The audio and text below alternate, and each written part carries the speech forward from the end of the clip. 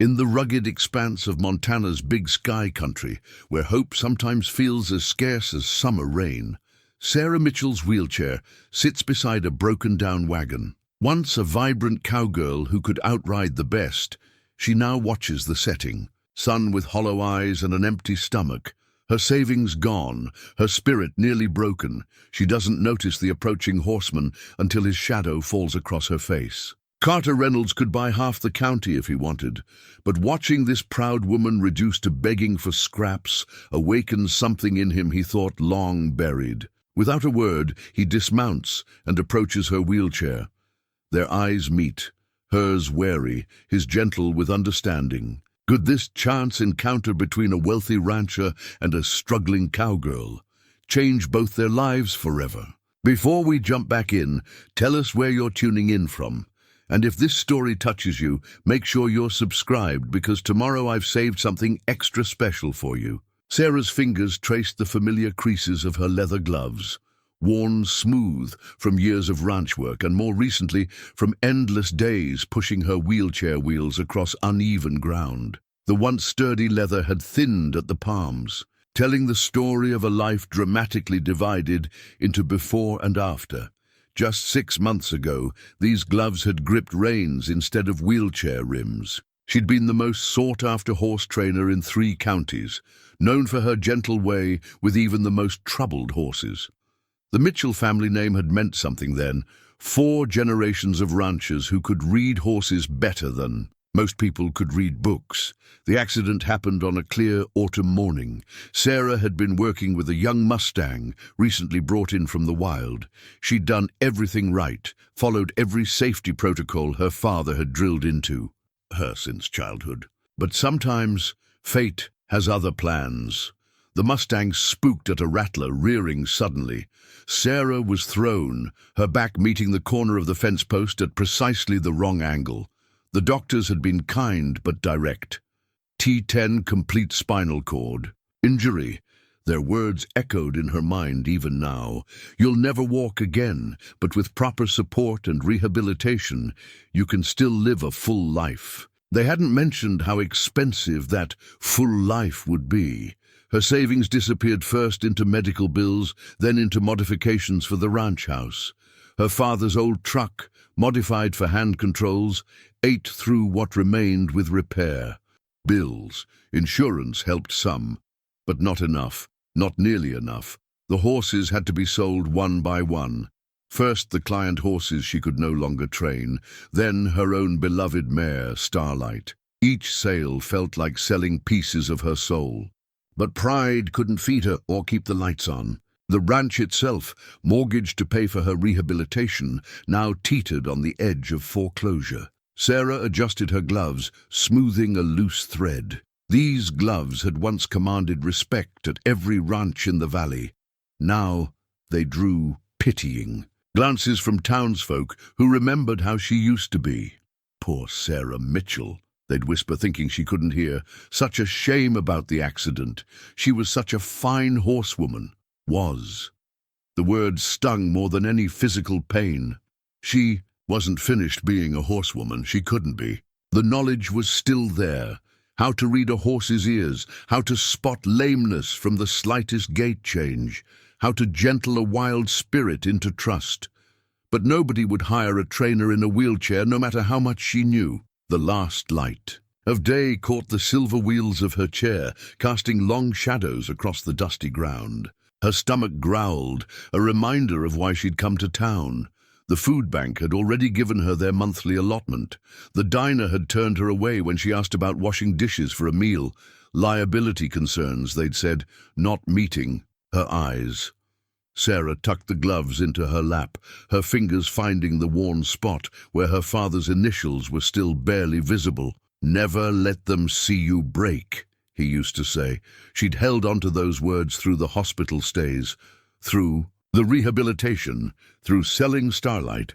But sitting here, beside her broken-down wagon at sunset, watching the town's lights come on in windows, where families were sitting down to dinner, she wondered how much longer she could hold on. The kitchen pantry door creaked open. It's empty. Shelves a stark reminder of how far she'd fallen. Sarah's hand brushed across the dusty wood where canned peaches and preserves once lined the walls. Her mother's recipe, passed down through generations of Mitchell women. Now, a single can of beans rolled forlornly in the corner. Tomorrow's meal, if she could stretch it that far. The local newspaper lay open on her lap, employment sections circled and crossed out in an increasingly desperate pattern. She'd tried, everything within reason, and then beyond it. The feed store had been polite, but firm. They needed someone who could stack bags. The veterinary clinic claimed their insurance wouldn't cover her. Even the library, where she'd offered to read. Her children had hemmed and hawed about accessibility issues. "Ma'am, we just don't have the proper accommodations," they'd say, or "we'll keep your application on file." Empty words to match her empty pantry. Even the ranch work she could still do. Bookkeeping, breeding schedules, training consultations, found no takers. Her wheelchair seemed to be all anyone could see. Last week, she'd swallowed her pride and called her cousin in Idaho. The conversation still burned in her memory. "I'm sorry, Sarah, we're barely making it ourselves this year. The drought, you know." She knew. The drought was hitting everyone, making an already tight situation impossible. The local church had helped at first, casseroles appearing on her porch like clockwork. But charity, like everything else, had its limits. The visits grew less frequent, then stopped altogether. She understood. There were others in need, families with children. A single woman living alone wasn't anyone's priority. Sarah wheeled herself to the window, watching storm clouds gather over the distant mountains. The ranch had never looked so neglected. Fence posts leaning, paint peeling, long grass untrimmed, where she couldn't reach it. Her father would hardly recognize the place now. Thank God he hadn't lived to see it come to this. The mail slot rattled, delivering another batch of bills she couldn't pay. Medical bills, utility warnings, mortgage, notices. They piled up like autumn leaves, each one carrying the threat of final collapse. She tried negotiating payment plans, but her credit was as empty as her pantry now. The mirror in the hallway caught her reflection as she passed, still straight-backed in her chair, still wearing her mother's determined expression. But her eyes told a different story. Hunger had hollowed her cheeks, worry had etched lines around her mouth. At 32, she looked a decade older. She'd promised her father she'd keep the ranch going, keep the Mitchell name strong. Now she couldn't even keep herself fed. The irony wasn't lost on her. Surrounded by fertile land, she could no longer work, dying of hunger in a valley known for its abundance. Yesterday, she'd seen Mrs. Henderson from church crossing the street. To avoid her, the same woman who'd once praised her horse training skills now couldn't meet her eyes. Was it guilt, embarrassment, or just the discomfort of seeing someone you used to respect reduced to barely surviving? The wind picked up outside, rattling the loose shutter she couldn't fix. Soon the winter would come, and with it, heating bills she had no way to pay. The thought of selling the ranch had become a constant shadow in her mind. But who would buy a rundown property from a desperate seller? She'd be lucky to get enough to rent a room in town. The can of beans mocked her from the pantry shelf. One more meal, then what? She'd have to go into town again, face the stares, the whispers, the awkward refusals. Her wheelchair wouldn't fit. Through the food bank's narrow door, she'd have to wait outside while volunteers brought out whatever they could spare. The thought made her stomach clench harder than the hunger. As the first drops of rain began to fall, Sarah closed the pantry. Oh, tomorrow she'd have to try again. Tomorrow she'd have to find a way. But for now, she let herself do something she hadn't done since the accident. She cried. The sound echoed through the empty house, as hollow as her hopes for the future. Carter Reynolds stood in his study, morning light streaming through floor-to-ceiling windows that overlooked the sprawling Reynolds ranch. The deed to the property lay open on his mahogany desk, its aging parchment protected under glass. 15,000 acres of Montana's finest grazing land, built by 3 generations of Reynolds men, now his alone to steward. His finger traced the elegant script of his father's signature. Thomas Reynolds, a name that still commanded respect in every bank and boardroom from Helena to Billings. The old man had built an empire from a modest cattle operation, but he'd left Carter with more than just land and money. He'd left him with a legacy that sometimes felt as heavy as the mountain range shadowing their western pastures. A Reynolds man measures his worth by more than his wallet, his father used to say. Those words echoed through the emptiness of the oversized house, measuring Carter against a standard he wasn't sure he'd met. Sure, he'd doubled the ranch's profits since taking over 5 years ago. The Reynolds Ranch ran the finest breeding program in 3 states, their bloodlines sought after by buyers nationwide. But something was missing. He felt it most acutely during the long winter evenings when the work was done and the house grew quiet. His housekeeper, Mrs. Sullivan, had tried setting him up with various daughters of neighboring ranchers and local businesswomen. Each dinner date had been pleasant enough, but none had sparked anything deeper than polite conversation. The morning sun caught the gold leaf of the deed's letterhead, drawing his attention to the date, 1947, when his grandfather had first consolidated the separate parcels into what would become Reynolds Ranch. Below that, annotations tracked the property's growth, acquisitions in 62, 75, and most recently the Hendersons spread to the east, which he'd bought last spring. Outside his window, ranch hands moved with practiced efficiency, their routines as well orchestrated as a symphony. Foreman Jack Martinez had been with them 20 years, could read Carter's mind before he spoke. The breeding barn hummed with activity. The training rings held their daily dance of men and horses working in perfect harmony. Everything ran like clockwork, yet Carter found himself increasingly restless.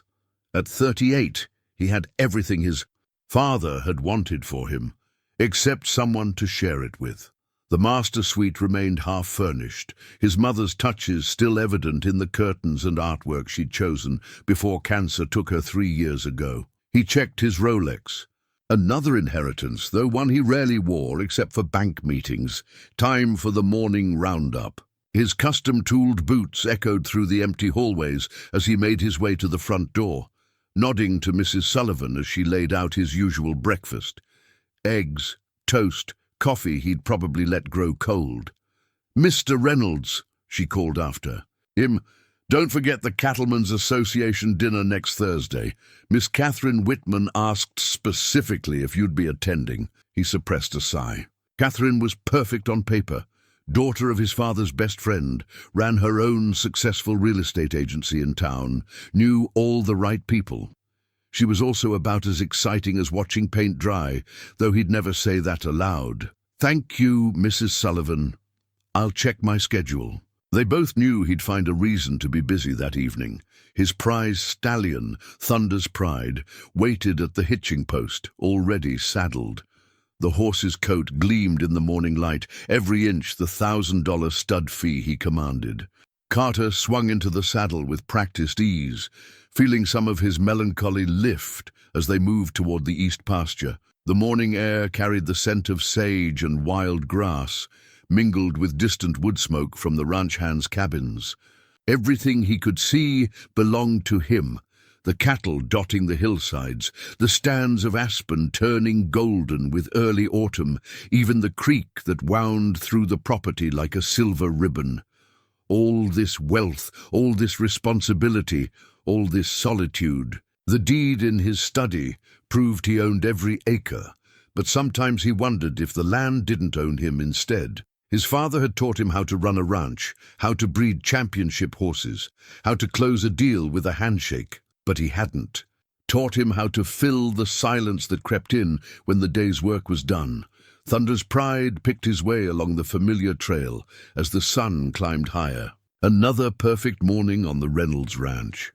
Everything in its place, everything running smoothly. Carter wondered why that thought brought more resignation than satisfaction. He couldn't know that by sunset, his carefully ordered world would shift on its axis, all because of a chance encounter with a broken-down wagon and its remarkable owner. The old pocket watch felt heavy in Carter's hand as he studied the woman by the broken wagon.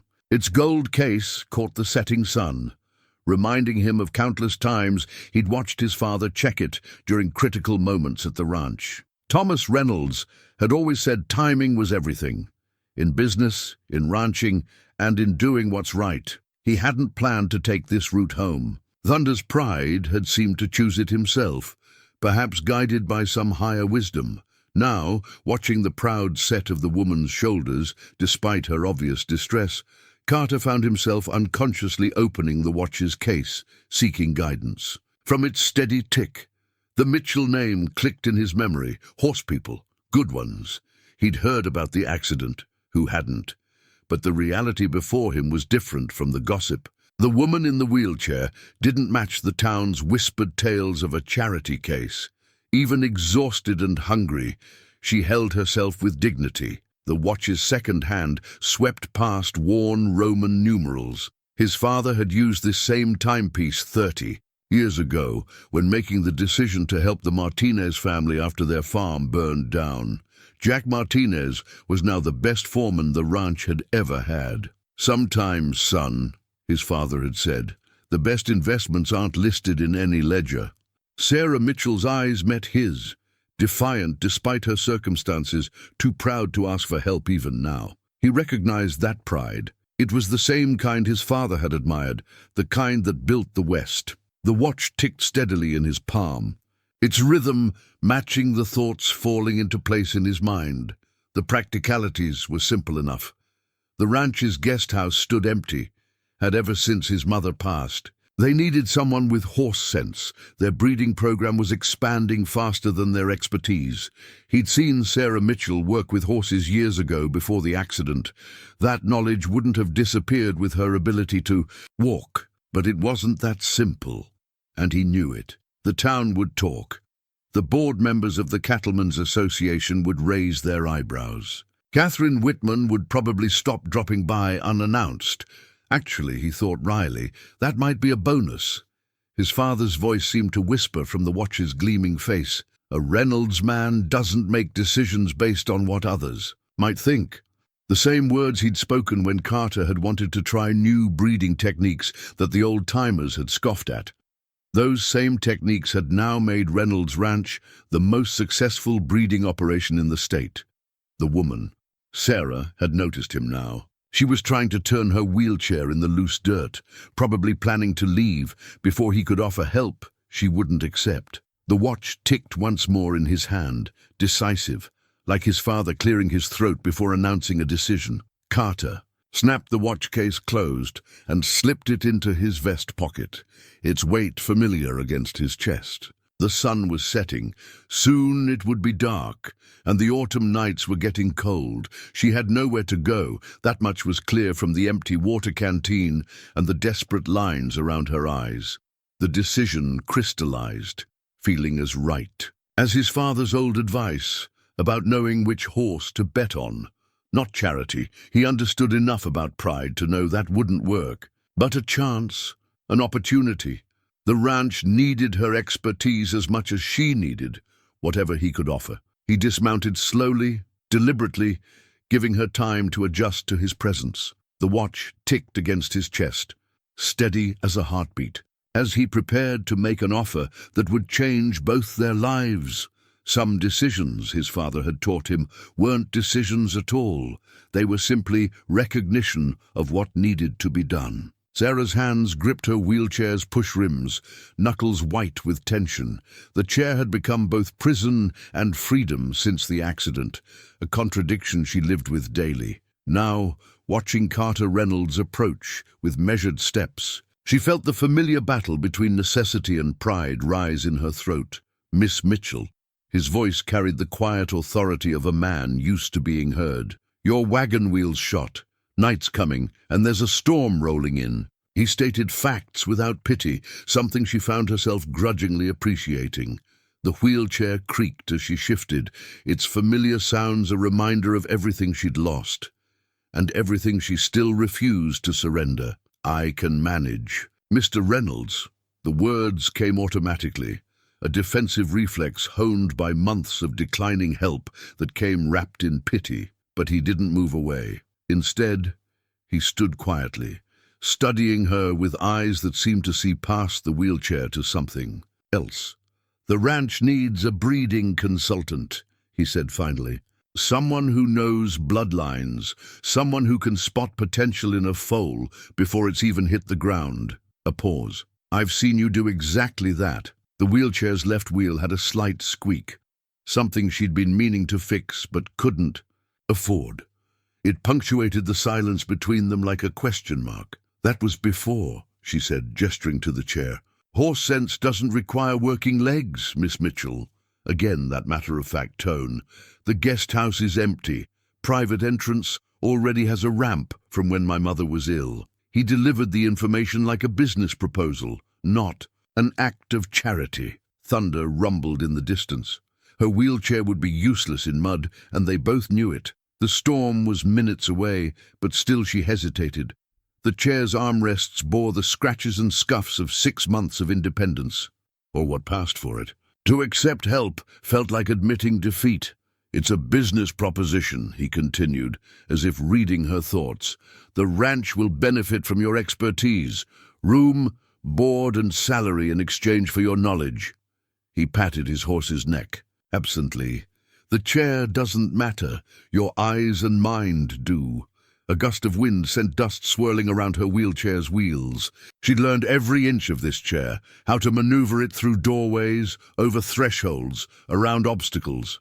But she hadn't learned how to let it be just a tool, not a symbol of everything she'd lost. The first fat drops of rain began to fall. Carter Reynolds stood patiently, offering neither pity nor pressure. Just a choice. The wheelchair suddenly felt different under her hands, not a prison, but perhaps a vehicle to something new. Different, but not lesser. "The salary is negotiable," she heard herself say, surprising them both. "And I'll need to be able to see the horses daily, chair or no chair." A smile touched his eyes. "I wouldn't expect anything less." He moved toward her, then stopped, respecting her space. "May I help you mount? Thunder's pride is steady as a rock." The rain was falling harder now. Sarah looked at her wheelchair, companion of her darkest days, and made a decision. "Yes," she said simply, and was surprised to feel something like hope flutter in her chest. As Carter lifted her carefully onto his horse, her wheelchair folded and secured across the saddle, she realized something. The chair had taught her limitations. Yes, but perhaps it had also taught her something about adaptation, about finding new ways forward when the old paths were closed. Maybe, just maybe, this was one of those new paths. The guest house bedroom was larger than her entire ranch house kitchen. Sarah wheeled slowly through the space, taking in details that spoke of both luxury and thoughtfulness. Wide doorways, smooth hardwood floors, grab bars discreetly installed beside a specially modified bathroom. Someone, Carter's mother, she, assumed, had once needed these same accommodations. Moonlight filtered through gauzy curtains, illuminating built-in bookshelves filled with leather-bound volumes about horses, breeding, and ranch management. A desk beneath the window overlooked the breeding barn, its surface clean and waiting. Not a temporary shelter, but a workspace, a place of purpose. "Mrs. Sullivan stocked the kitchen," Carter said from the doorway, maintaining a respectful distance. "She'll be by in the morning to show you where everything is. The ranch hands start at 6, but you can set your own schedule." Sarah nodded, noting how he didn't hover or ask if she needed help. "I'd like to start at 6 as well. No point in keeping different hours than the people I'll be working with." A slight smile touched his lips. "Jack Martinez, our foreman, will meet you at the breeding barn. He's skeptical of change, but he respects knowledge. Show him what you know, and you'll have no stronger ally." After he left, Sarah explored her new space with growing wonder. The closet had been modified with lowered bars and drawers. The bathroom vanity had space underneath for her wheelchair to roll up close. Even the window latches were positioned at an accessible height. A soft knock at the door revealed Mrs. Sullivan, a practical-looking woman in her 60s. "I thought you might want some tea before turning in," she said, wheeling in a small cart, "and perhaps a few answers that Mr. Reynolds was too male to think of providing." Sarah found herself warming to the housekeeper's direct manner. Over tea, she learned the rhythms of the ranch, when meals were served in the main house, which ranch hands were reliable, which were prone to swagger more than work. Mrs. Sullivan wielded gossip like a master artist, painting a picture of ranch life with deft strokes. The last breeding consultant was all papers and pedigrees, she confided. Didn't know a horse from a hole in the ground when it came to actual animals. Near ruined our best bloodline before Mr. Reynolds let him go. She fixed Sarah with a knowing look. You're not that type, are you? No, ma'am, Sarah replied. I believe in paperwork, but I trust my eyes more. A horse tells you everything you need to know if you know how to look. Mrs. Sullivan nodded approvingly. You'll do, then. Just, she hesitated. Don't let the talk in town bother you. They'll say things, assume things. People always do. I've heard it all before, Sarah said quietly, thinking of the whispers that had followed her wheelchair through town. Not like this, you haven't. A single woman living on a wealthy widower's ranch. Mrs. Sullivan shook her head. But Mr. Reynolds won't care what they say, so neither should you. He's his father's son that way. Does what he thinks is right, lets the gossips choke on their own tongues. After Mrs. Sullivan left, Sarah wheeled to the window. The breeding. Barn lights were still on, shadows moving as night crews tended to the horses. Beyond that, the vast expanse of Reynolds Ranch stretched into darkness. Different from her small family ranch, but the night sounds were the same. Horses nickering, wind in the grass, the distant howl of a coyote. She touched the desk's smooth surface, imagining it covered with breeding charts and foaling schedules. Not charity, but work, real work that she could do, wheelchair or not. The knowledge was still there, waiting to be used. Tomorrow would bring challenges, proving herself to Jack Martinez, learning new systems, finding her place in this sprawling operation. But for the first time in months, she felt the stirring of something like purpose. The guest house, with its thoughtful adaptations, wasn't just offering shelter, it was offering a future. The modified foaling kit, beside Sarah's wheelchair, represented her first week of innovation at Reynolds Ranch. A long-handled stethoscope for checking mare heartbeats from her chair level, extended measuring tools for checking leg angles on newborn. Foals, a custom-built shelf on her wheelchair's arm that held her notebook at the perfect angle for writing while observing. Jack Martinez eyed the modifications with growing respect as Sarah demonstrated how she could check a mare's vital signs without leaving her chair. Never seen it done that way before, he admitted, his weathered face thoughtful. But it works just fine, doesn't it? Different doesn't mean worse, Sarah replied, making notes about the pregnant mare's condition. Just means finding another way to get the same results. The mare, a valuable quarter horse named Midnight's Lady, stood quietly as Sarah wheeled around her, checking angles and muscle development. A week ago, the horse had shied from the wheelchair. Now she barely flicked an ear at its approach. Tell me what you see, Martinez, Sarah said, gesturing to the mare's flank. She'd learned quickly that the best way to earn the foreman's respect was to share knowledge, not just display it. Jack stepped closer, squinting. Well, she's carrying low. Due soon, I'd say. Look at her spine, just above the hip. Sarah handed him her modified measuring tool. See how it dips slightly, and the way she's shifting her weight? Understanding dawned in the foreman's eyes. Twins? Sarah nodded. We'll need to monitor her closely.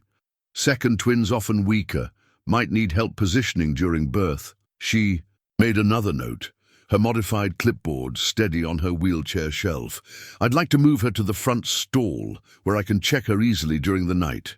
I'll have Miguel do it right away. Jack paused, then added gruffly, Good catch. We lost a mare and twins last season, before you came. Didn't spot the signs in time. The words warmed her more than any effusive praise could have. Jack Martinez wasn't a man who admitted mistakes easily. His acknowledgement was a turning point, and they both knew it. As if to underscore the moment, Carter appeared in the barn doorway. He'd developed a habit of checking in regularly, but always with a legitimate ranch matter to discuss. Never hovering, never showing concern about her capabilities. "How's our investment looking?" he asked, nodding toward Midnight's lady. "Twins," Sarah reported. "We'll need to adjust the foaling schedule, have someone on watch round the clock when she gets closer." Carter absorbed this without surprise. "Make whatever arrangements you need. The mare's bloodline is too valuable to risk."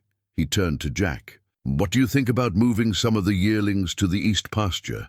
Sarah mentioned they need more hill work to build muscle. The casual mention of her input in ranch decisions didn't escape Sarah's notice.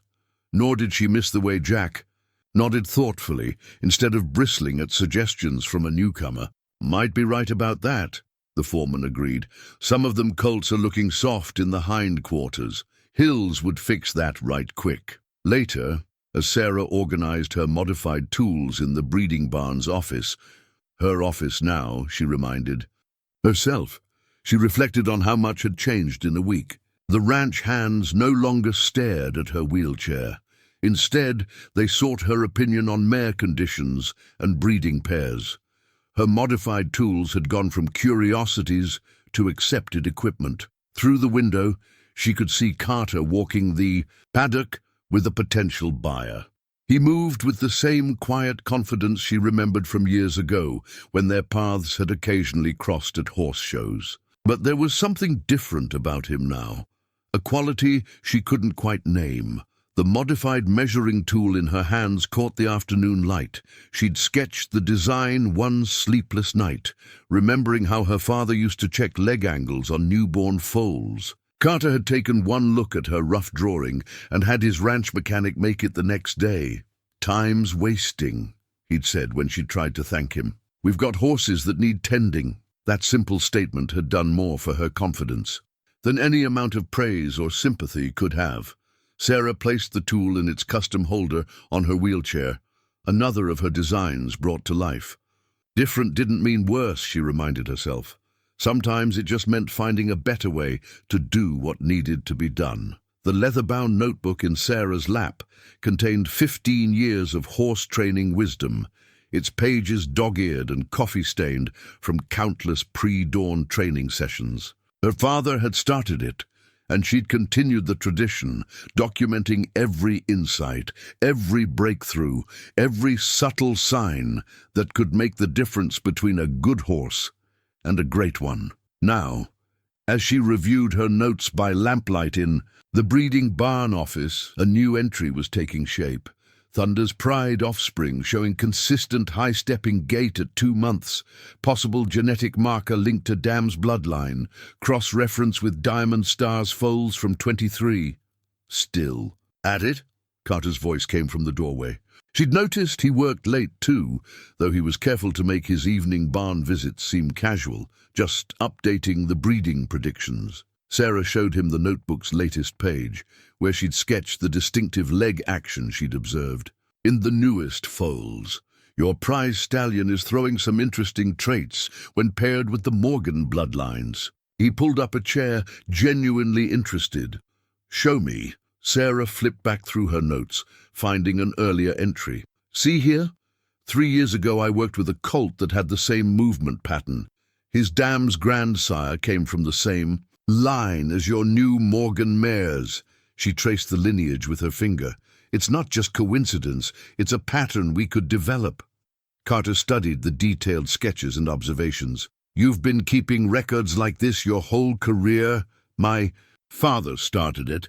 Said a good horse person's memory isn't in their head, it's in their notes and their eyes." She smiled at the memory. "He could tell a horse's whole history just by watching it move for 5 minutes, like you did with Midnight's Lady and the twins," Carter observed. "That save alone was worth your first year's salary." Both foals had arrived healthy 3 days ago, thanks to Sarah's early detection and preparation. The mare was already back on her feet, twins nursing strong.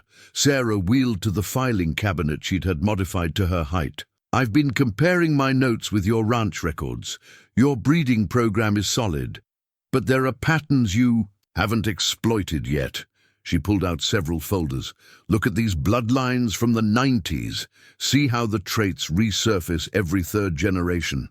Carter leaned in, his shoulder nearly touching hers as they pored over the documents. He noticed how their hands occasionally brushed as they turned pages. He didn't show it. The previous consultant missed this completely, he said, shaking his head. He was all about fashionable pedigrees, what was winning at the moment. Trends change. Good breeding is about understanding what's under the surface. Sarah pulled out her old show circuit records. Take your new stallion prospect storm warning. Everyone's excited about his speed, but watch his ears when he runs. His ears. They flick in a specific pattern. I've seen it before. It means he's fighting. Himself probably has tension in his shoulders. Good training can mask it, but his foals might show the same tendency. Better to breed him with mares known for relaxed gaits, balance out the trait. Carter sat back, studying her with new appreciation. How long have you been noticing things? Like this, since I could walk.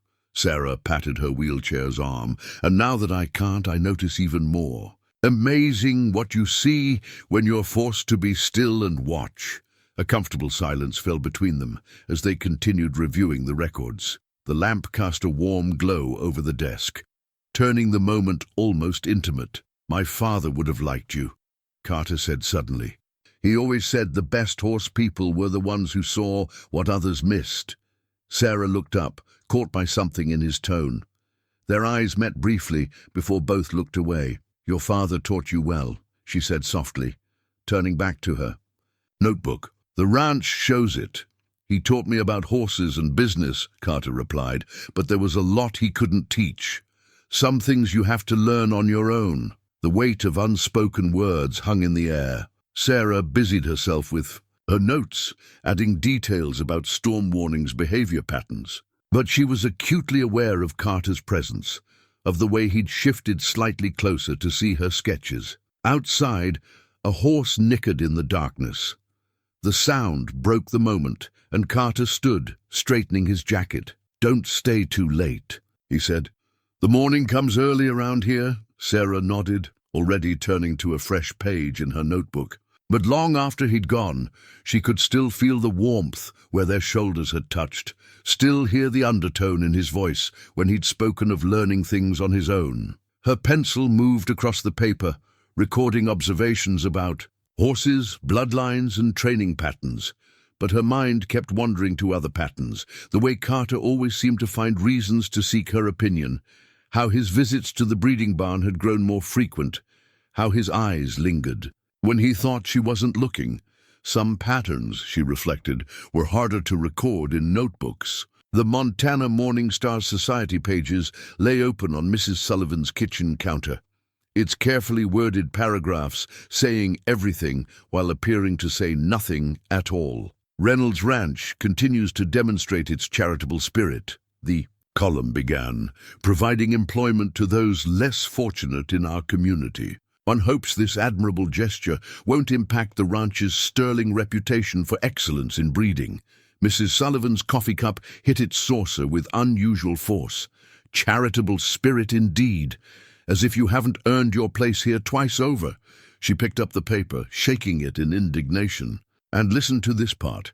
Catherine Whitman was noticeably absent from the Reynolds table at last week's Cattlemen's Association dinner. They're not even trying to be subtle anymore. Sarah wheeled herself to the window, watching ranch hands lead horses to morning exercise. It doesn't matter what they print, Mrs. Sullivan. The horses don't read newspapers. No, but potential buyers do. The housekeeper's voice softened. And so does Mr. Reynolds, though he'd never admit it bothers him. As if summoned by his name, Carter appeared in the kitchen doorway. His expression, seeing the newspaper, suggested he'd already read the column. Good morning, ladies. Sarah, we have that buyer coming from Kentucky today. The one interested in storm warning's bloodline. Sarah nodded, grateful for the focus on work. I've prepared the breeding projections he requested, and I'd like him to see the new foals there, showing exactly the traits we discussed. But as she moved to leave, Carter stopped her with a gentle hand on her wheelchair's handle. Sarah, about the paper, it's nothing I haven't heard before, she said firmly. Shall we meet in the breeding barn at 9? His hand lingered Moment longer than necessary. 9 it is, after he left Mrs. Sullivan's side. That man's father would be rolling in his grave if he could see how these gossips are treating his son.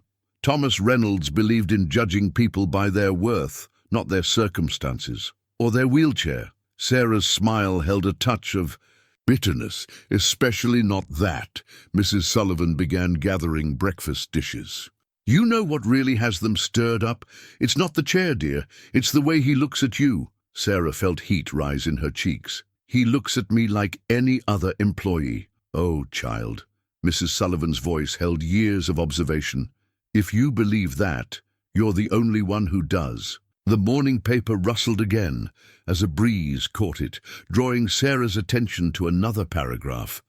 Sources close to the Reynolds family express concern over recent changes in ranch management. While innovation is admirable, one must consider the importance of maintaining traditional standards. Traditional standards.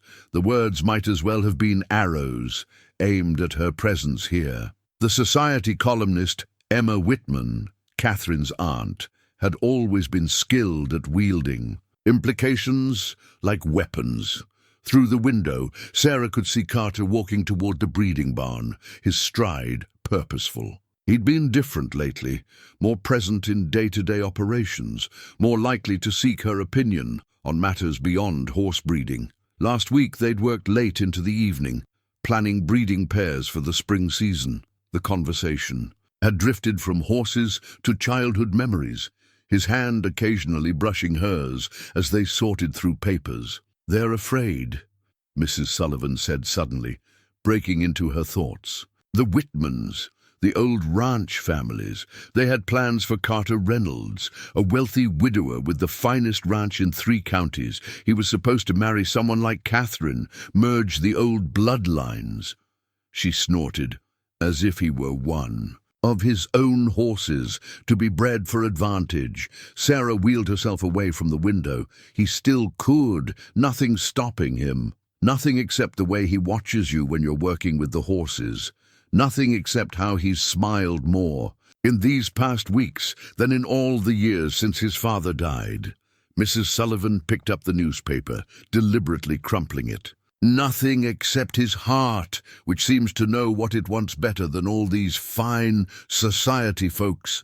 The kitchen clock struck 8:30, reminding Sarah of the coming meeting. She had work to do, horses to evaluate, breeding records to review. The gossip column couldn't change the fact that she was good at her job, that the ranch's breeding program was thriving under her guidance. But as she made her way to the breeding barn, she couldn't help wondering if Carter had read the last line of the column. One can only hope that Mr. Reynolds remembers his responsibility to maintain the standards his father worked so hard to establish. Some arrows, it seemed, found their mark whether you wanted them to or not. The carriage sat in the ranch's workshop, its elegant lines barely hinting at the modifications hidden beneath its polished surface. Carter watched Sarah's expression as she examined the specialized hand controls, the reinforced wheelchair ramp, the clever locking mechanism designed to secure her chair during travel. "I had it built in Denver," he explained, trying to read her silence. "The design is based on those European carriages for disabled veterans, but with modifications for ranch work. The suspension's reinforced for rough terrain." Sarah's hands traced the hand controls, her face unreadable. "This must have cost a fortune. The ranch can afford it." Carter moved closer, pointing out features he'd specifically requested. "The brake system can be operated entirely by hand. The seat's positioned so you can see into the paddocks, for evaluating horses at a distance. And there's storage for your breeding records and equipment." She wheeled around the carriage slowly, taking in every detail. Why? The question hung in the air between them. Carter had rehearsed practical answers about ranch efficiency and accessing remote pastures. But looking at her now, those answers felt hollow. "Because you should be able to go wherever you need to go," he said finally. "Because being good at your job shouldn't mean being confined to the barn area. Because—" he hesitated, then finished, softly, Because I've seen how you watch the riders heading out each morning. Sarah's hands stilled on the carriage's gleaming wood. I'd given up on ever driving again. After the accident, it seemed impossible. Nothing's impossible. Just needs a different approach. He opened the side panel, demonstrating the ramp's smooth operation. Would you like to try it? She hesitated only briefly before nodding. Carter stayed close as she maneuvered her wheelchair up the ramp, but didn't offer help. He'd learned that about her. The importance of letting her do things herself, of offering tools instead of assistance. The wheelchair locked into place with a satisfying click. Sarah's hands found the controls, and Carter could see her mind working, calculating angles and pressures. Her fingers wrapped around the brake lever, testing its resistance. "The horse is already hitched," he said carefully. "If you'd like to—" "Yes." The word came quickly, almost desperately. Then, more composed, "Yes, I'd like to try." Carter helped guide the horse into position, then stepped back. This was her moment. He watched as she gathered the reins, adjusted the controls, took a deep breath. The carriage moved forward smoothly, Sarah's hands sure on the controls, despite this being her first time. She guided it in a careful circle around the workshop yard, then, growing more confident, turned toward the main drive. Carter followed on horseback, far enough behind to give her privacy, but close enough if needed. The carriage moved steadily along the ranch roads, Sarah's back straight, her head high. At the top of the ridge overlooking the east pasture, she drew to a stop. From this vantage point, the ranch spread out below them. Grazing horses, new foals playing, the breeding barn in the distance. The morning sun caught Sarah's face, and Carter saw something there he hadn't seen before, pure joy. "It's different from up here," she said when he rode up beside her. "You can see how the herds move together, how the young ones cluster on the hillsides." Her voice took on the professional tone he'd grown to respect. "We should bring prospective buyers this way, let them see the whole operation at once." "Already thinking about work?" He smiled, but his chest tightened at the sight of her renewed confidence. "The carriage's work capabilities were your selling point, weren't they?" Her answering smile held a hint of teasing. "Though I suspect that wasn't your only reason." "No," he admitted quietly, "it wasn't." The moment stretched between them full. Of unspoken words, a medulla called from a nearby fence post. The horse stamped softly. "Thank you, Carter." She used his first name rarely, and it caught his attention.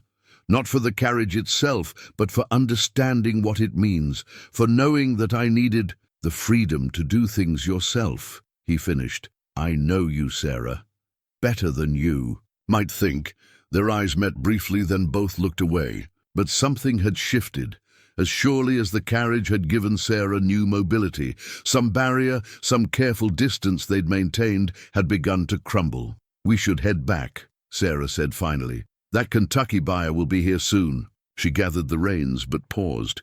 Would you ride with me a while longer?" "As long as you'd like," Carter replied, and they both knew he wasn't just talking about the ride. The kitchen in the main house glowed with evening warmth, the remains of dinner still on the table between them. Mrs. Sullivan had left a pot of coffee warming and strict instructions not to clean up.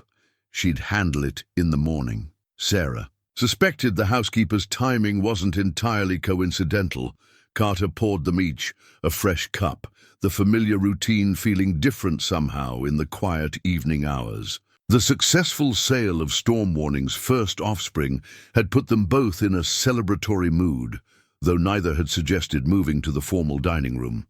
The kitchen, with its well-worn table and comfortable atmosphere, suited them better. "Dad would have loved seeing those foals," Carter said, passing Sarah the cream. "He always said breeding was more art than science, but you've managed to make it both." Sarah added cream to her coffee, noting how naturally they'd shifted to more personal conversation. "My father was the same way. He used to say bloodlines were just the beginning. You had to see the heart in a horse." "Tell me about him." Carter's question was gentle, interested. Sarah's hands curled around her coffee cup, drawing comfort from its warmth. "He was magical with horses. Could gentle the wildest stallion, help the most nervous mare. After my mother died, the ranch became his whole world. She paused, remembering, and mine. But he taught you everything he knew. It wasn't a question. Everything about horses. She smiled slightly. Less about life. He didn't know what to do with a teenage daughter, so he taught me what he did know: breeding, training, the business side of ranching. I was keeping the books by 15. Carter nodded, understanding. My father was similar. After Mom's first cancer scare, he threw himself into expanding the ranch, as if building something bigger could keep the bad things away. Did it work? No. Carter's voice softened. But it gave him purpose. When she finally passed, having the ranch probably kept him going, like your father with his horses. Sarah wheeled slightly back from the table, turning to face the window. The evening light painted the kitchen in soft golds and shadows. I was so angry after the accident, she admitted. Not at the horse, not really, but at myself, at fate. I'd promised Dad I'd keep the ranch going, keep his legacy alive. Instead, I nearly lost everything. Sarah. Carter's voice drew her attention. Back. Look what you're doing here. The breeding program's never been stronger. Those foals you helped birth last week, they're carrying your expertise forward, your understanding of bloodlines and temperament. That's a legacy too. Their eyes met across the table, and something shifted in the air between them. Sarah became acutely aware of how intimate the kitchen felt, how the coffee's warmth seemed to mirror something growing in her chest. I should thank you, she said softly, for seeing past the wheelchair, for giving me a chance to rebuild something. Carter stood, moving around the table to face her directly. I didn't give you anything. You earned your place here. The chair, it's part of you now, yes, but it's not all of you, not even close. His hand rested on the table near hers, not quite touching. You know what I see when I look at you, Sarah? I see someone who understands horses the way I always wished I could. Someone who faces every challenge with grace and determination. Someone who... He paused, seeming to weigh his next words carefully. Someone who makes this ranch feel more like home than it has in years. Sarah's heart thundered in her chest. Carter, I know there's talk in town, he continued quietly, about why I hired you, about what it means to have you here. They think they know what's best for the ranch, for its reputation, for me. And what do you think? Sarah barely breathed the words. Carter's hand moved, finally covering hers. I think some things matter more than reputation. Some things are worth any amount of gossip.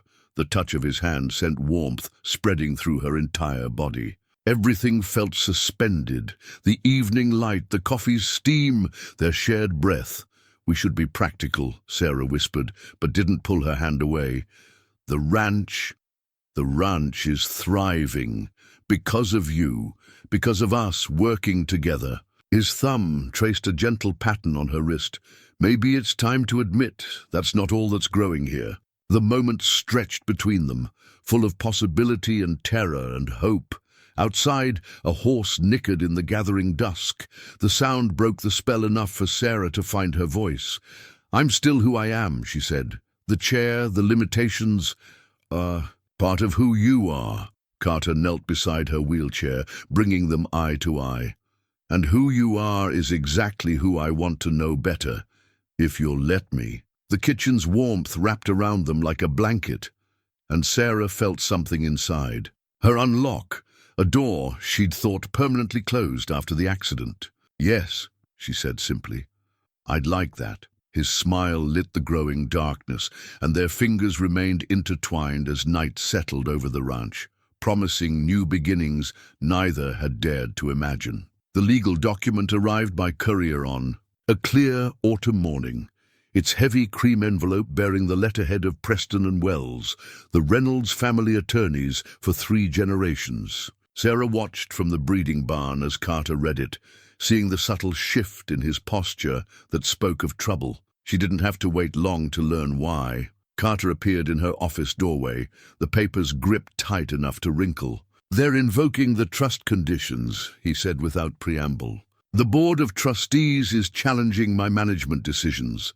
Sarah's heart clenched, but she kept her voice steady. What trust conditions? When Dad died, he left provisions. Carter dropped the document on her desk. The ranch's major decisions require board approval. My uncle Richard, Catherine's father, James Whitman, and 2 other old family friends. They're claiming I've made unauthorized changes to ranch operations. Sarah scanned the legal language, her stomach turning. They're specifically questioning the breeding program changes, my changes. It's not about the breeding program. Carter's voice held barely contained anger. They're using that as an excuse. Richard ran into me at the bank yesterday, made it pretty clear what this is really about. Us, Sarah said it quietly, factually. They're threatening to freeze ranch accounts if I don't return to traditional management approaches. His laugh held no humor. Apparently that includes my personal life. Richard was kind enough to remind me that Catherine Whitman is still unattached. Sarah wheeled herself to the window, needing distance to think clearly. Below, ranch hands moved through their morning routines, unaware of how their world might be about to change. The breeding program is showing record profits, she said finally. The books prove it. This isn't about profit. It's about control. Carter moved behind her, his reflection appearing in the window glass. They've never forgiven me for not marrying Catherine after Mum died. Now they're using Dad's trust to force the issue. Sarah's fingers found the worn spots on her wheelchair's armrests, drawing strength from their familiarity. What happens if they freeze the accounts? Operation stop. No feed purchases, no payroll, no facility maintenance. He rested a hand on her shoulder. I won't let that happen. This is my ranch now, not theirs. Is it? Sarah turned to face him, holding up the document. These provisions seem pretty clear, and they're not entirely wrong. I have changed things. Maybe too much, too fast. Sarah, don't. We have to be practical. The word tasted bitter now. The ranch employs dozens of people. Their families depend on those paychecks. We can't let personal feelings jeopardize that. Carter knelt beside her chair, taking her hands in his. This is exactly what they want, to make you doubt yourself, doubt us. Everything you've done here has made the ranch stronger, but at what cost? Sarah pulled her hands away gently. Your father built this place, his legacy, his dreams for its future. Maybe his trustees understand those better than we do. Dad's legacy isn't about maintaining some social order. It's about excellence, about doing what's right. Carter's voice roughened. He taught me to judge people by their character, their abilities. If he could see what you've done here, but he can't.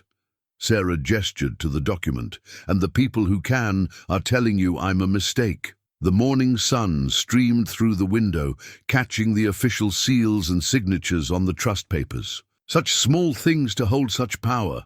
I should go, Sarah said quietly, before this gets worse. No. Carter's response was immediate, fierce. We'll fight this. I'll get other lawyers, challenge the provisions, and risk everything your father built. Sarah shook her head. I won't be the reason this ranch suffers. I won't be the reason you lose your inheritance. She wheeled toward the door, her heart breaking with each turn of the wheels. I'll have my things out of the guest house by evening. Sarah, please. But she was already moving down the hallway, leaving Carter with the damning document and the weight of generations of expectations pressing down on his shoulders. Sarah's few possessions fit into 2 bags, now sitting beside her wheelchair in the guest house entryway. Her notebooks, 15 years of horse training wisdom, remained stacked on the desk. Those belonged to the ranch now. She'd leave them where they could do the most good. The sound of bootsteps on the porch made her straighten her spine. She knew those steps, had come to anticipate them each evening, but this time they carried a different weight. Don't do this. Carter stood in the doorway, his figure blocking the late afternoon light. Please. It's already done. Sarah gestured to the bags. Mrs. Sullivan called a taxi. It'll be here in an hour. I won't accept your resignation. You don't have a choice. She wheeled past him onto the porch, needing air, escape, anything to dull the ache in her chest. The trust document made that clear enough. Carter followed her out. To hell with the document. To hell with all of them. This is my ranch. No. Sarah turned to face him. This is your father's legacy, his dream. Everything he built, everything he wanted for you, it's all here. I won't be the reason you lose it. You think this is what he wanted? Carter's voice cracked. For a bunch of old men to dictate my life, to force out the best horse trainer this ranch has ever seen because she doesn't fit their social expectations? I think he wanted his son to have a future, security, position. The words felt like glass in her throat. Not scandal, not whispers. Not a crippled wife who needs ramps and special carriages just to do her job. Wife? The word hung between them, making Sarah realize what she'd inadvertently revealed. It doesn't matter now. She moved toward her bags, but Carter stepped in, front of her chair. It matters. It all matters. He knelt beside her, one hand gripping her wheelchair's arm. You think I care about their money, their social position? Sarah, look at me. She couldn't. Looking at him would break her resolve, and she needed to be strong. For both of them. The breeding barn office is organized, she said instead. All the records are updated. Spring breeding recommendations are in the blue folder. Storm warnings, lineage projections. Stop. His hand found hers, gripping it. Stop acting like you're just an employee. Stop pretending this is just about the ranch. The ranch is everything. Finally, she met his eyes. It's your heritage, your future. Those trustees, they're right about one thing. You need someone who can stand beside you at social functions. Someone who can dance at charity balls and charm investors. Someone who can give you children to inherit all this. I need someone who sees me. Carter's voice roughened. Not the Reynolds name, not the ranch's reputation. Me, and you're the only one who ever has. Sarah pulled her hand free. Sometimes love isn't enough. It is, if we fight for it. He stood, pacing the porch. You think Dad's legacy is about maintaining some social order. His real legacy was courage. The courage to build something from nothing. To stand up to people who said he was reaching too high. He stopped, facing her. The courage to love who he chose, not who society picked for him. What do you mean? My mother was a school teacher. No money, no social standing. The trustees. Back then, different men, same attitudes, tried to stop the marriage, said she wasn't suitable for a Reynolds. His smile held bittersweet memory. Dad told them either they accepted his choice or he'd sell every acre and move to California. The packed bags seemed to mock them from the doorway, their presence a reminder of choices yet to be made. I'm not asking you to take on these battles, Sarah whispered. It's not fair to you. Life isn't fair. Carter knelt again, taking both her hands. But love is about choosing your battles. And you, Sarah Mitchell, are the one battle I won't walk away from. The taxi's honk from the distant driveway shattered the moment. Time had run out. Choose, Sarah, Carter said softly. But choose for us, not for them. Mrs. Sullivan appeared at the guest house door like an avenging angel, clutching a worn leather portfolio. Before either of you does something foolish, she announced, there's something you need to see. The taxi's horn sounded again in the distance. Tell him to wait, Mrs. Sullivan commanded Carter. This is more important. Sarah watched as the housekeeper set the portfolio on the table, her movements deliberate. I've worked here 30 years, she said, untying the leather straps. Your father trusted me with these, Carter. Said there might come a day when you'd need them. Inside lay bundles of letters, their paper yellowed with age. Carter picked up the first one, his father's bold handwriting instantly recognizable. To the Board of Trustees, he read aloud, regarding the provisions of ranch management and succession. He looked up sharply. These are Dad's letters to his lawyers, from before he died. Keep reading, Mrs. Sullivan urged. Sarah wheeled. Closer, as Carter continued, while I understand the board's desire to maintain traditional oversight, I am hereby amending the trust conditions. My son Carter has proven himself not just capable, but exceptional in his management of Reynolds Ranch. More importantly, he has shown the one quality I value above all others: the wisdom to recognize true worth in people, regardless of their circumstances. His voice faltered. Sarah reached for his hand, both of them drawing strength from the contact. The breeding program's success, Carter read on, will be measured by results, not methods. The ranch's social standing will be judged by its integrity, not its adherence to outdated social codes. And my son's personal choices will be his own, as mine were mine. Mrs. Sullivan pulled out another letter, this one addressed directly to Carter. He wrote this the week before he died, never had a chance to give it to you. Carter's hands shook slightly as he opened it. Son, by now you've likely faced challenges from the board. They mean well, but their vision is locked in the past. The Reynolds name wasn't built on following others' rules. It was built on recognizing opportunity where others saw only obstacles. I've watched you grow into a man who understands this. You see people for who they are, not what others label them, like when you promoted Jack Martinez despite the board's concerns about his background. You saw his worth, his expertise, not his circumstances. I'm adding this letter to the trust documents. The board's power extends only to financial oversight. They cannot dictate hiring decisions, breeding programs, or personal matters. Any attempt to do so violates the trust's true purpose, to ensure the ranch's growth through innovation and integrity. Most importantly, son, they have no say in matters of the heart. I married your mother against their wishes and never regretted a day. The right person brings out the best in us, challenges us to grow, shares our dreams while adding their own vision. When you find that person, and you'll know when you do, don't let anyone's expectations stand in your way. Choose with your heart, son. The rest will follow.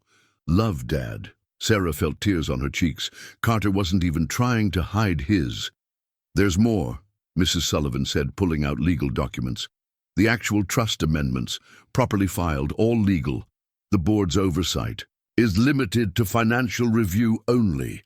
They can't freeze accounts without proving mismanagement, and the breeding program's success makes that impossible. Why didn't you show us these earlier? Carter asked, but his tone held no accusation. Mrs. Sullivan smiled. Sometimes people need to decide what they'll fight for before they know if they can win. Your father understood that. She turned to Sarah. He would have liked you, dear, would have recognized another person who sees beyond surfaces to what matters. The distant taxi honked again, more insistently. Carter. Sarah's voice was steady now. Send him away. He was already moving, hope lighting his features. You're staying? I'm staying. She gripped the arms of her wheelchair, feeling strength flow through her. We have a fight ahead of us. Yes, we do. His smile was fierce with joy. And we have Dad's blessing to wage it. Mrs. Sullivan gathered the letters carefully. I'll just file these where they belong, in your father's study. Next board meeting might be interesting. After she left, Carter knelt beside Sarah's chair. Still worried about the ranch's legacy? Sarah touched the letters gently. I think I understand it better now. It's not about maintaining what was. It's about building what could be. Together, she smiled. After all, we have breeding programs to revolutionize, traditions to challenge, and apparently a board meeting to scandalize. Carter laughed, the sound full of freedom and possibility. Outside, the taxi's engine started up, then faded into distance, taking with it the weight of other people's expectations. The partnership agreement lay on the boardroom table like a gauntlet thrown. Sarah's name, printed boldly beside Carter's as co-director of breeding operations, seemed to draw every eye in the room. Uncle Richard's face had turned an interesting shade of purple. This is unprecedented, James Whitman spluttered, while his daughter Catherine maintained a frozen smile. The Reynolds Ranch has always been managed by people who understand horses, Carter interrupted smoothly. By people who can read bloodlines, predict traits, and build successful breeding programs. He gestured to the quarterly report spread before them. The numbers speak for themselves. Sarah wheeled forward, her specially modified chair allowing her to reach the table at its full height. Profits up 38%, she noted calmly. Successful foaling rate increased by 20%. 3 new breeding contracts with Kentucky's top stables. Numbers aren't everything, Richard cut in. There's tradition to consider, reputation, social standing. Carter's voice held an edge. Let's discuss that. Our reputation among actual horse people has never been higher. The waiting list for our breeding program is 2 years long. Even the Whitman stables, he nodded to James, have requested our services at full price. Catherine's smile slipped slightly. James shifted uncomfortably. The partnership agreement is already filed, Carter continued. Sarah's expertise is now legally tied to the ranch's operations. Any attempt to interfere would breach the trust's explicit provisions regarding ranch management. Your father, Richard began, would be proud. Sarah's quiet voice cut through the tension. Proud that his son chose expertise over expectations. Proud that Reynolds Ranch is leading the industry in innovative breeding practices. Proud that tradition is being honored through excellence, not mere repetition. She pulled out her breeding notebook, its pages documented with years of observations. Would anyone like to discuss the actual breeding program? The genetic markers we're tracking? The temperament patterns we've identified? Her smile was polite, but challenging. Or shall we stick to vague concerns about social standing? The silence was deafening. None of the board members had actual experience with horse breeding. Their power had always been social, not practical. I move to approve the partnership agreement, said the 4th board member, an elderly judge who had been quiet until now. My daughter bought one of your new foals. Best horse she's ever owned. Breeding like that doesn't come from following old rules. Richard's face darkened. Now see here. No, Uncle Richard, you see. Carter stood, his hand resting supportively on the back of Sarah's chair. This partnership isn't up for debate. The only question is whether you want to be part of Reynolds Ranch's future or cling to an imagined past. Catherine stood abruptly. This is absurd, Carter. Surely you can't mean to what? Sarah asked mildly. To prioritize the ranch's success over social expectations, to choose a partner based on ability rather than ancestry. She wheeled slightly forward. To love someone who sees him for himself, not his name. The room fell silent again. Carter's hand squeezed her shoulder. Gently, the trust is clear, the judge said into the quiet. Management decisions rest with Carter. Financial oversight is our only purview. He smiled slightly. And given these profit margins, I'd say management is doing just fine. Then we're done here. Carter's voice was firm. The partnership stands. Sarah and I will continue modernizing. The breeding program, the ranch's reputation will rest on our results, not your approval. One by one, the board members gathered their papers. Catherine was the first to leave, her heels clicking angrily on the hardwood floors. James followed, pausing only to mutter, Your father would never have allowed... My father, Carter cut in, left very clear instructions about allowing me to choose my own path and my own partner. He met Sarah's eyes. In all things, after. They were alone. Sarah released a breath she hadn't known she was holding. Think we scandalized them enough? Carter knelt beside her chair, taking her hands in his. I think we just began. Wait until they get the wedding invitations. She laughed, then sobered. You're sure about this? All of it? The partnership agreement? Isn't just about the breeding program. He touched her cheek gently. It's a promise to build something together, to face whatever comes as equals, whether they like it or not. Sarah looked at the agreement, their names side by side. Partners, she said softly. In everything, he agreed, and kissed her, right there in the boardroom, where traditions had just been thoroughly upended. Outside, a spring breeze carried the sound of nickering horses and new possibilities. The ranch was changing, growing, becoming something new, just like them. The wedding ring caught the morning light as Sarah turned it in her fingers, studying the unique design. Unlike traditional bands, this one bore an engraving of a horse in full gallop, its lines flowing seamlessly into words. Different paths, same journey. Carter had designed it himself, working with a craftsman who understood that some symbols needed to be as unique as the love they represented. "Ready?" Mrs. Sullivan appeared in the guest house doorway, now Sarah's dressing room one last time. The housekeeper's eyes were suspiciously bright as she wheeled in a full-length mirror. "Let's make sure everything's perfect," Sarah smoothed the specially designed dress that draped elegantly over her wheelchair. No attempt to hide it, the chair was part of who she was. And today was about celebrating truth, not maintaining appearances. "The horses are ready," Mrs. Sullivan continued, adjusting Sarah's veil. "Jack has them decorated just as you asked. Though I still can't believe you're having the ceremony in the breeding barn." "Where else?" Sarah smiled. "It's where we really found each other. Besides, can you imagine trying to navigate a church aisle in this chair?" The breeding barn had been transformed. Sunlight streamed through windows freshly washed by ranch hands who'd insisted on doing it themselves. The central aisle, usually reserved for leading prize stallions, was lined with wildflowers. And in the stalls on either side, the ranch's finest horses watched with curious eyes, adding their own occasional commentary to the proceedings. "Carter's pacing by the north paddock," Mrs. Sullivan reported. "Handsome as sin in that suit, though. He keeps checking on Thunder's pride like the horse might forget his part." The stallion had been specially trained for this day, learning to walk slowly beside Sarah's wheelchair, a unique interpretation of the traditional walk down the aisle. Some guests might raise eyebrows, but this was their way, blending tradition with innovation, finding new paths to old destinations. "The guests are arriving," Mrs. Sullivan continued, "and yes, Richard and the Whitmans came, looking sour as green apples, but they came.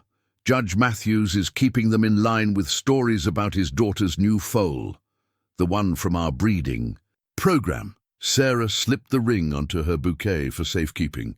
"Any word from my old ranch? Jack sent some hands over yesterday, fixed the fences, mended the roof. It'll be ready when you want to visit." Mrs. Sullivan's voice softened. "Your father would be proud seeing you today. Both your fathers would." The sound of guests gathering filtered through the windows. Sarah wheeled to the door, then stopped. "Mrs. Sullivan, thank you.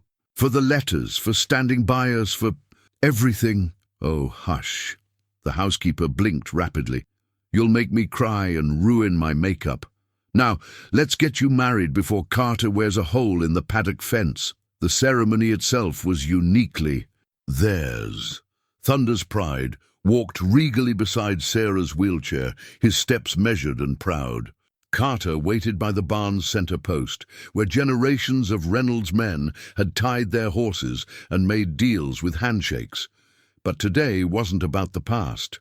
It was about building something new. Judge Matthews, officiating with obvious pleasure, spoke of partnership in all its forms, of how love, like good horse breeding, required both strength and gentleness, wisdom and patience, respect for tradition and courage to forge new paths. When it came time for the rings, Carter knelt beside Sarah's chair, making them equal in height. The engraved band slid onto her finger as perfectly as a well-fitted bridle on a beloved horse. "I choose you," Carter said, his voice carrying to the rafters where barn swallows nested. "Your strength, your wisdom, your determination, your way of seeing beyond surfaces to what matters, partner in all things, keeper of my heart." Sarah's hands were steady as she placed the matching ring on his finger. "I choose you. Your kindness, your vision, your willingness to build new trails. When old paths are blocked, partner in all things, holder of my dreams." Thunder's pride chose that moment to nicker softly, drawing laughs from the gathered guests. Even Uncle Richard's stern expression cracked slightly. "By the power vested in me," Judge Matthews proclaimed, "and with the apparent approval of the finest horseflesh in Montana, I now pronounce you husband and wife." Their kiss was sweet with triumph and promise. Around them, the barn's familiar scents mingled with flowers, the sounds of horses with happy applause.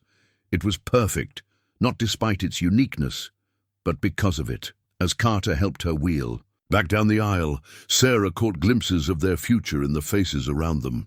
Ranch hands grinning proudly, Mrs. Sullivan dabbing her eyes. Even the social elite of Montana looking thoughtful, as if seeing something they hadn't expected. The ring caught the light again as Sarah took Carter's hand. Different paths, same journey. They'd found their way together, and the trail ahead looked bright. The new ranch sign caught the morning sun, its fresh paint gleaming. Reynolds and Mitchell Premium Breeding Program. Below that, in smaller letters, where tradition meets innovation. Sarah paused her custom carriage beside it, watching Carter adjust the final mounting bolt. "Perfect," she called, "though I still say we could have kept just the Reynolds name." Not a chance. Carter stepped back to admire their handiwork. "This is our legacy now. Both of us." 1 year had transformed more than just the sign. The breeding barn had doubled in size, with a state-of-the-art rehabilitation center that drew injured horses from 3 states. Sarah's modified training techniques had revolutionized how handlers worked with troubled animals, proving that patience and understanding could succeed where traditional methods failed. The guest house stood empty now. They'd moved into the main house after the wedding, but its ramps remained, joined by others across the ranch. 3 new handlers had been hired, 2 in wheelchairs, each bringing their own expertise and determination. Different paths, same passion. "Speaking of legacy," Carter said, mounting his horse. "The doctor called. Tests confirm it. Twins." Sarah's hand went to her belly, still flat but holding their future. Modern medicine had confirmed what her mother's heart had hoped. Her injury wouldn't prevent her from carrying children. "Think you can handle 2 little ranch hands at once? With you as their mother? They'll be running the place before they're 10. His smile held all the love and confidence that had drawn them together.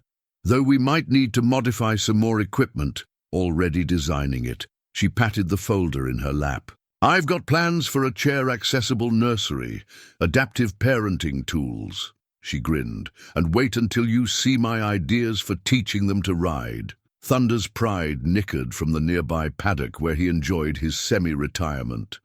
His latest offspring grazed beside him, future champions carrying the bloodlines Sarah had carefully cultivated. The ranch's success had silenced even their strongest critics. Uncle Richard had recently admitted gruffly that their innovative breeding program was possibly an improvement on traditional methods. "Ready for the buyers from Texas?" Carter asked, falling into step beside her carriage. "Breeding records are prepared, demonstrations scheduled." Sarah checked her watch, her father-in-law's old pocket watch given to her by Carter on their wedding day. "Though you know they're really coming to see if the rumors are true about the miracle breeding program," he smiled, "or about the remarkable woman who runs it. Both, probably." She returned his smile. "Shall we give them something to talk about?" Together they moved toward the breeding barn, where their future waited in blood and bone, in tradition and innovation, in love that saw beyond surfaces to the heart of what mattered. The sign caught the sun behind them, casting a shadow that pointed forward, always forward into new horizons they would explore together. Different paths had led them here, but the journey ahead, that they would share, stride for stride, wheel for wheel, until the sun set on their final day at Reynolds and Mitchell Ranch.